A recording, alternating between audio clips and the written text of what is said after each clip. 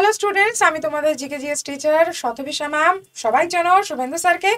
আমরা এবার থেকে তোমাদের জন্য আনবো কিছু মজাদার কিন্তু পরীক্ষায় আসার মতন টপিকের ওপরে কোশ্চেন আনসার, এবং সেই পারপাস আমরা কিছু ডিটেল জিনিসও তোমাদেরকে বুঝিয়ে দেব, এবং এমনভাবেই বুঝিয়ে দেব যাতে সেই জিনিসটা তোমাদের মাথায় লং রানে থেকে যায় এবং পরীক্ষার হলে বসে বেশি ভাবতে না হয়। তো স্যার শুরু করা যাক। একদম। তো তোমাদেরকে প্রথমে যেটা বলবো, এখন থেকে আমরা এই সিরিজটা নিয়ে আসছি আর দুর্দান্ত মজাদার ওয়েতে তোমাদের সামনে আমরা বেশ কিছু পরীক্ষায় আসতে পারি এরকম ইম্পর্টেন্ট টপিক তোমাদের সামনে নিয়ে আসবো। তো আজকে আমাদের আলোচনার বিষয় কি ম্যাডাম? পশ্চিমবঙ্গের মৃত্তিকা। তো এটা নিয়ে প্রথমে আমি বলবো ম্যাডামকে যে আপনি শুরু করুন। আচ্ছা, আমি একটা কোশ্চেন প্রথমে করি ম্যাডামকে, যে এই বাচ্চাটা কে? তো ছোটবেলায় তোমরা অনেকেই হয়তো কখনো কখনো খেলাধুলো করতে করতে মাটি মুখে দিয়ে দিয়েছো, ঠিক আছে? তো আজকে আমরা সেই মাটি নিয়েই কিন্তু কথা বলবো। এই পারপাস আমি একটা কথা বলি।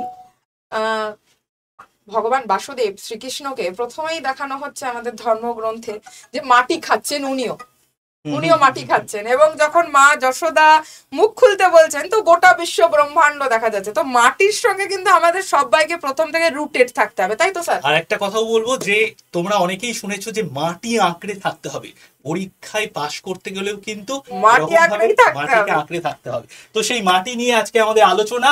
তো প্রথমে দেখো, পশ্চিমবঙ্গের মৃত্তিকার শ্রেণীবিভাগ 5 ভাগে আমরা পশ্চিমবঙ্গের মাটিকে ভাগ করতে পারি বৈশিষ্ট্য অনুসারে, ঠিক আছে?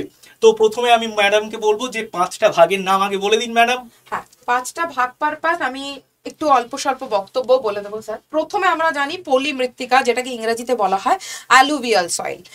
তার মধ্যে আবার দুটো ভাগ আছে। আমরা জানি নবীন পলিমাটি, প্রাচীন পলিমাটি, সেগুলোর আবার আলাদা আলাদা নাম আছে। আমরা কি জানি সেটা? একটাকে বলে খাদা, একটাকে বলে ভাঙর। এবার ল্যাটেরাইট মৃত্তিকা, এই মাটিটা কিন্তু প্রচন্ড লাল, যেটা আমরা ওই বীরভূম মুর্শিদাবাদ সাইডে দেখতে পাই, ল্যাটেরাইট মৃত্তিকা।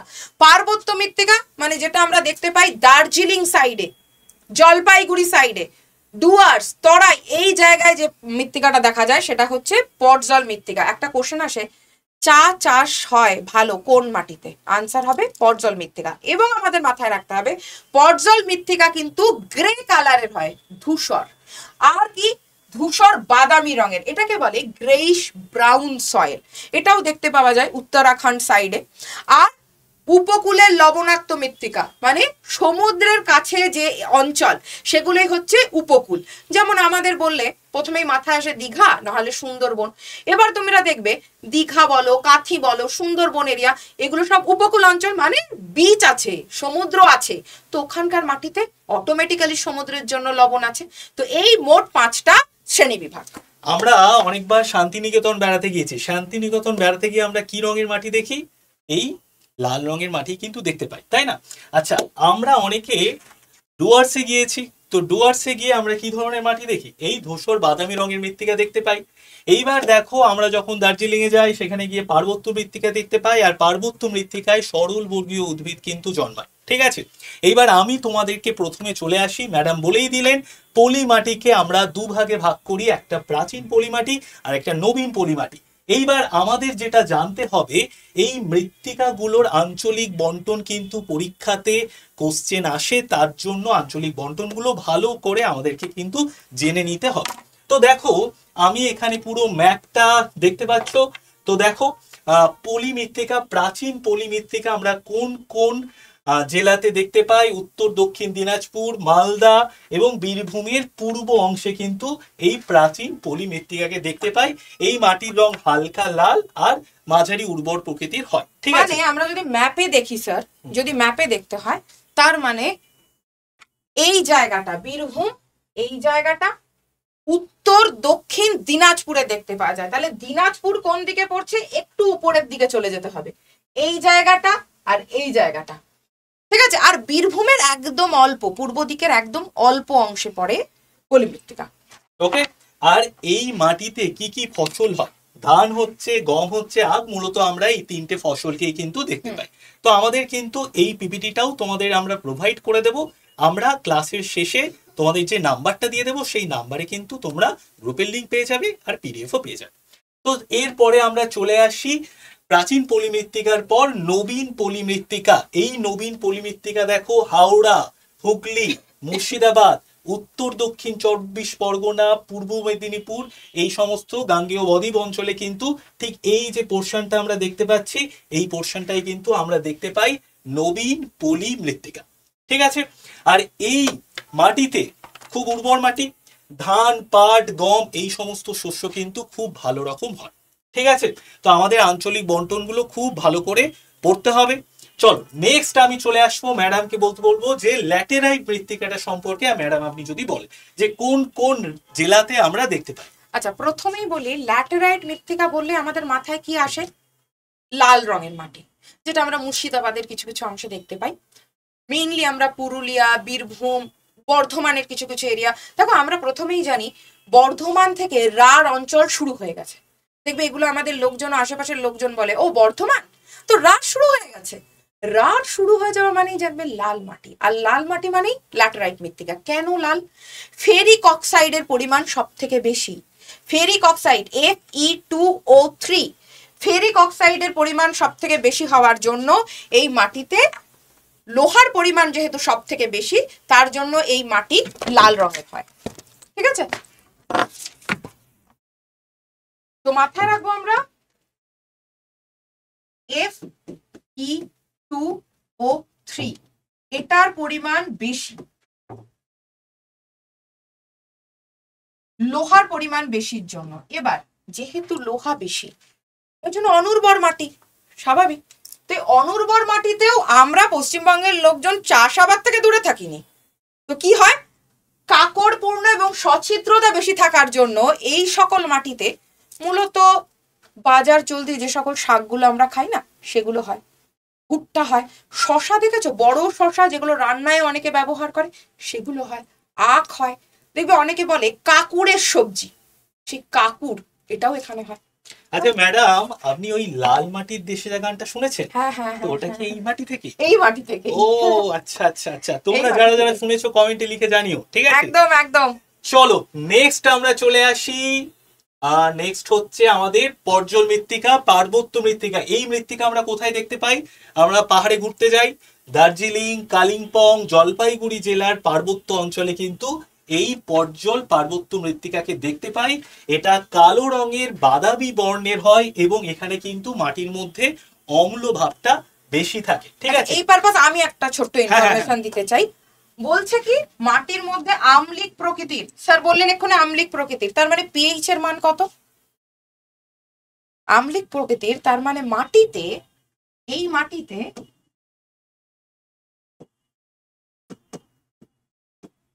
পিএইচ এর মান 7 কম।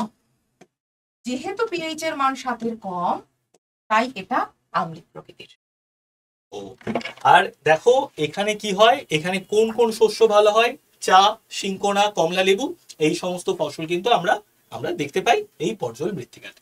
তবে স্যার জানেন তো, চা কিন্তু এই মাটিতেই শুধু ভালো হয়। অনেকে আবার গুলিয়ে ফেলে যে কফি, চা আর কফি দুটোই পানীয় বলে, যে কফিও কি তাহলে এই মাটিতে ভালো হয়? কফি কিন্তু হয় না, কফি আবার ওই কর্ণাটক সাইডেই ভালোটা হয়। চলো আমরা শুনেইছি দার্জিলিং এর চা পৃথিবী বিখ্যাত।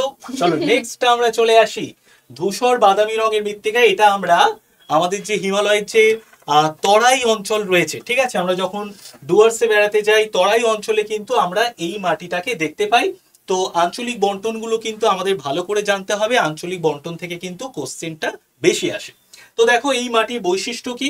গাঢ় ধূসর এবং কৃষ্ণবর্ণের হয়।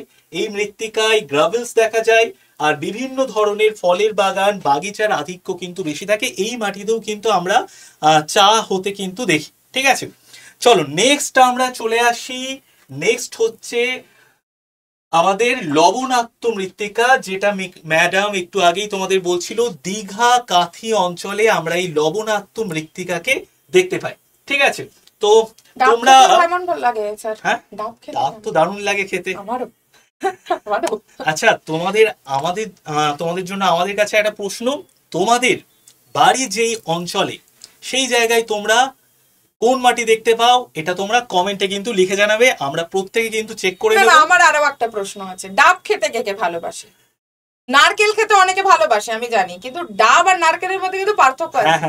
আপনার কোনটা ভাল লাগে? না না, আমার দুটোই ভালো লাগে, কিন্তু আপনার কাছে আমার একটা কোশ্চেন আছে। হ্যাঁ বলুন। ডাব আগে না নারকেল আগে? এটা কি রকম টাইপের? আগেই ডাব, ডাবই আগে।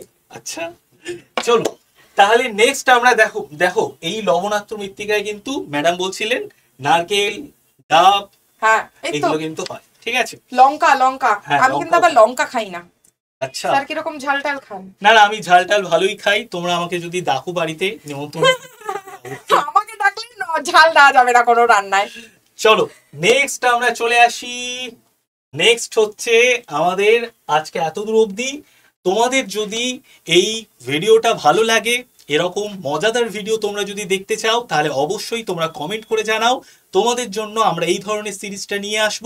আরও বেশ কিছু ইম্পর্টেন্ট টপিকের ভিডিও তোমাদের আমরা প্রোভাইড করব, যেখানে তোমরা গল্পের ছলে অনেক কিন্তু ইনফরমেশন জানতে পারবে। ম্যাডাম আপনি কিছু বলুন। আমার তো মাথায় একটা জিনিসই ঘোরে, সেটা হচ্ছে পরীক্ষা। পরীক্ষায় পাশ করতে হবে, তো যত মজা করে কোনো জিনিস পড়ানো হয় না, তত বেশি মাথায় থেকে যায়। এই মাটি থেকে জানেন তো স্যার, অনেক স্টুডেন্ট ভুল করে ফেলে যে কোনটা নবীন কোনটা প্রাচীন বা পর্যাল মৃত্তিকা কোথাকার। আমার যেটা মনে হয়, শুভেন্দু স্যার এবং আমি যেভাবে তোমাদেরকে বললাম, একটু হলেও তোমরা ইন্টারেস্ট পাবে। যদি তোমাদের ভালো লাগে অবশ্যই কমেন্টে জানিও যে জিনিসটা ভালো লাগছে কিনা। যদি ভালো লাগে আমরাও একটু মোটিভেটেড হব যে নতুন নতুন ভাবে তোমাদের আর কি কি ভাবে টপিকগুলো এবং ইম্পর্টেন্ট টপিকগুলো তোমাদের কাছ পর্যন্ত পৌঁছে দেওয়া যায়। ম্যাডাম আপনাকে আমি একটা কোশ্চেন করি। নিশ্চয়ই নিশ্চয়ই। ওয়ার্ল্ড সয়েল ডে কবে বলুন তো? চলে গেল না স্যার? হ্যাঁ এই জাস্ট এই মাসেই 5 তারিখ 5 ডিসেম্বর। পেরেছি। ঠিক আছে চলো টাটা বাই বাই। আবার নেক্সট ভিডিওতে নেক্সট ক্লাসে তোমাদের সঙ্গে দেখা হবে। অবশ্যই ক্লাসকে লাইক করে দিও, শেয়ার করে দিও বন্ধুদের সঙ্গে, আর অবশ্যই করে আমাদের আড্ডা 247 বেঙ্গলির চ্যানেলকে সাবস্ক্রাইব করে বেল নোটিফিকেশন প্রেস করে রেখো, এরকমই সুন্দর সুন্দর ইনফরমেশনে ভর্তি ক্লাস পাওয়ার জন্য। সকলে ভালো থেকো। জয় হিন্দ। টাটা।